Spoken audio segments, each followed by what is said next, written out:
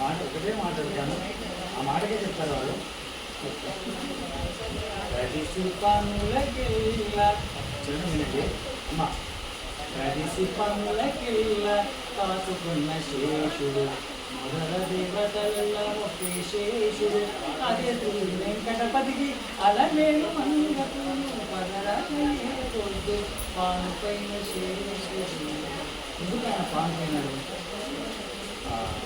శివశేషవాణం పరిశేషవాణం పాంగారు విశ్వసేవం అయిన తర్వాత అభిమానం ఆ పాను పదరక ఏర్పద్దు పాను పైన స్వామికి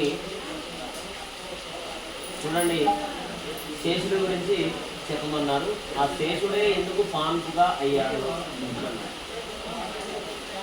అయితే ఇందులో ప్రధానంగా చాలా అర్థాలు ఉన్నాయి. ఇందులో ఒకటి ఆదౌ జగదాధార శేష తదను సుమిత్రానందన వేష తదుపరి ధృతహల ముసల విశేష తదనంతరమభవద్గురురేష భజయతి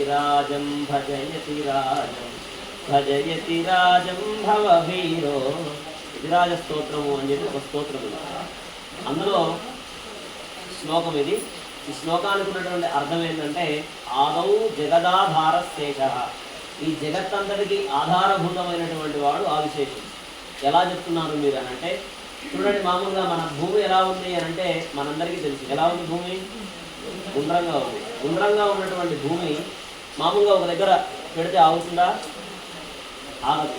ఏదైనా ఒక గుండ్రటి పదార్థం ఒక దగ్గర పెడితే, ఒక గోళీ లాంటిది పెడితే ఏమవుతుంది? గాలి ఏదైనా వస్తే ముందుకో వెనక్కో ఎటు సైడు ఎత్తు కొండ ఉంటే అటు పోతూనే ఉంటుంది.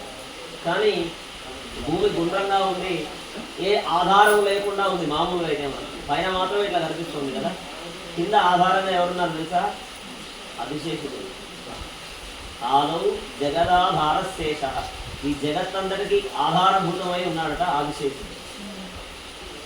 తదను సుమిత్రానందన వేష, ఆ తర్వాత సుమిత్రా నందనుడు అయినటువంటి లక్ష్మణస్వామిగా కూడా అవతరించాడట ఆదిశేషుడే, రాముడికి సోదరుడిగా. తదను సుమిత్రా నందన వేష తదుపరి ధృతహల ముసల విశేష, ఆ తరువాత యుగంలో కృష్ణుడికి తమ్ముడిగా బలరాముడిగా కూడా అవతరించాడట ఆదిశేషుడే. తదనంతరమభవద్గురువేష, ఆ తరువాత యుగంలో సాక్షాత్తు రామానుజుల వారిలాగా ఆదిశేషుడే అవతరించాడట. అందుకనే తిరుమలలో ఉన్నటువంటి వెంకటేశ్వర స్వామికి మొట్టమొదటి శంకుచక్రాలు లేవు. ఆ ఆదిశేషుడిగా అవతరించి రామానుజుల వారే సోమసూత్రం గుండా అభిషేకం చేసేటటువంటి ఆ దారి గుండా లోపలికి వెళ్ళి లోపల ఉన్నటువంటి స్వామికి శంకుచక్రాలు అందించి మళ్ళీ తిరిగి బయటకు వస్తాడన్నట్టు ఆదిశేషుడు. అప్పటి నుంచి ఆయన వెంకటేశ్వర స్వామిగా అవతరించాడు. ఆయనకి ఉత్తరముఖంగా రామానుజుల వారు ఆచార్య స్థానంలో రామానుజుల వారు పైన ఉంటారు, వెంకటేశ్వర స్వామి వారు కింద ఉంటారు అన్నట్టు గురువుగా. అందుకని మీకు ఆ స్వామి అష్టోత్తరంలో కూడా చూస్తే శ్రీ వెంకటాచలాధీశ శంఖచక్ర ప్రదాయకాయ నమః అని ఉంటుంది.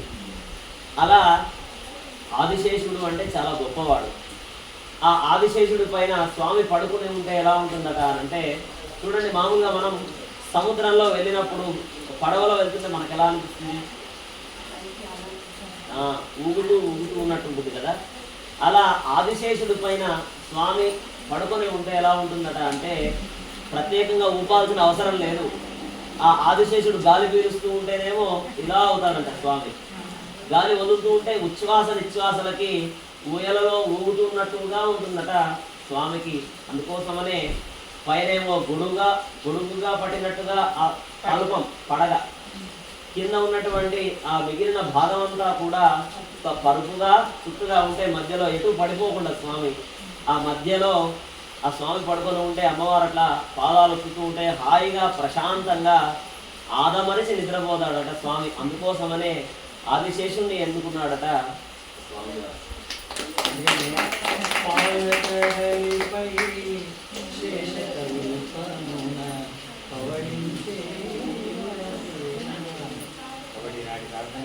ఎంతో మాకు ఎన్నో నిదర్శనాలు సంపాదనలో దేవుడు వచ్చి మా ఇంట్లో సుబ్రహ్మణ్య స్వామికి అభిషేకం చేశాడు. నన్ను చూడడానికి ఆయన వచ్చాడు. కాబట్టి ఈ రంగడి గురించి తెలుసుకున్నాం. మరి శ్రీహరి గురించి తెలుసుకున్నాం. అందుకని ఆయన పిలిచాను. రంగా అంటే ఎవరు, వాడు పదరగా ఏ పొద్దు పానుకు ఎవరు అని ఆయన మాట్లాడితే క్లుప్తంగా మంచి విధంగా చెప్పారు. చాలా ఆనందంగా ఉంది. అమావాస్య శుక్రవారం ఇంత పవిత్రంగా మన ముందు సాక్షాత్తు సర్పాకారంలో తిరిగిపోయాడు మన ముందు. ఆయన వింటే చాలు, ఆయన చెవులు అక్కడి నుంచి